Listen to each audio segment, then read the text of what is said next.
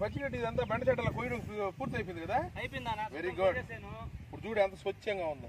ఈ విధంగా మనం పొలాల్లో ఈ బెండ చెట్లు కూరగాయల చెట్లు వేసిన దాని వల్ల మన స్వచ్ఛమైన కూరగాయలు మనకు వస్తాయి. ఈ కూడా ఒక రైతులకి అదనపు ఇదిగా ఉంటది. అందువల్ల చాలా బాగానే ఉంది, ఇబ్బంది లేదు. ఇంకేం సంగతులు?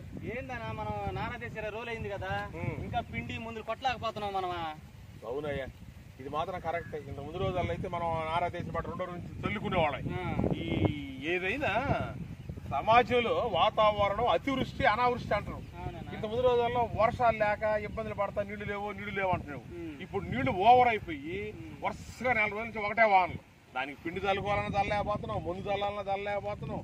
అన్ని రకాలుగా కూడా ఈ వర్షం వల్ల మనకు చాలా ఇబ్బందిగా ఉంది. ఏదైనా బ్యాలెన్స్ గా ఉంటేనే పోలే, ఎక్కువైనా ఇబ్బంది, తక్కువైనా ఇబ్బంది. అవునన్నా, ఏం పోలే సరేగానా. ఈ రైతులకి ఆటుపోట్లు ఎక్కువైపోయినాయనా? అవును, కరెక్టే. దానికి తోడు గిట్టుబాటు ధరలు లేవు. ఈ రైతు సమస్య ఇలాంటి ఎట్ట చేయాలి దీన్ని? చాలా మంచి పాయింట్ అడిగేవాయా.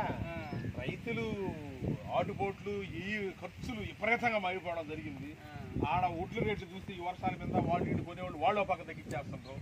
ఏది ఏమైనప్పటికీ ఒక ప్రభుత్వాలు కానీ ఏమన్నా ఇతర అధికారులు కానీ రైతుల పరంగా ఏదన్నా ఒక పథకాలు కానీ అవి చేస్తా ఉన్నారు. చాలా ఆ చేసిన ఎట్టుండాలంటే ఒక పథకం ద్వారా రైతులకి ఆర్థిక అభివృద్ధి, వాళ్ళు ఏదైనా కష్టపడి పంట పండించినప్పుడు అవి అమ్ముకున్నప్పుడు వాళ్ళు ఒక ₹4 డబ్బులు లాభపరంగా వచ్చినట్టుగా ఉండాలి. అప్పుడు రైతులు మేలు జరగద్దే, వాళ్ళు బాగుపడతారు. ఇంకో పాయింట్ ఏంటంటే, ఎప్పుడైనా రైతులకి గురించి వాళ్ళు ఆలోచన చేసి మేలు చేయాలనుకున్నప్పుడు పథకాలు రాసినప్పుడు వాళ్ళకి ఇంతకు ముందుండి విధానం మీద సౌకర్యంగా ఉండాలి. ఇంతకు ముందు ఒక్క దఫా ఆడ దాగపోయేసి ఒక అరగంటలో అయ్యే పని రైతుకి ఇప్పుడుండే ఈ సిస్టమ్ వీటి వల్ల ఈ ఇరకాటాలు పెట్టేదలికే 2-3 రోజులు వాటి దాని చుట్టూ తిరగ సరిపోతా ఉంది. ఒక గంటకి పని 2-3 రోజులు పడుతుంది. ఇప్పుడు అది ఇబ్బంది అయిపోతుంది.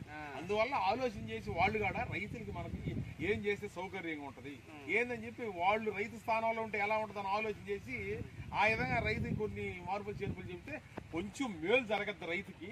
ఆ విధంగా రైతులు ముందుకు పోవాల్సిన అవసరం ఉంది. ఏది ఏమైనా ప్రస్తుత కాలంలో రైతులు అత్యంత కష్టకాలంగా ఉండరనేది వాస్తవం. సరే పోలే, ఆ గిట్టి కట్టుకొని వచ్చేసి ఆ పాలిచ్చే బల్లికాయ వేసుకొని వచ్చేసి నాకు ఏరే పని ఉంది, ఆ పొలం దాకా చూసుకున్నాను నేను వచ్చేసి.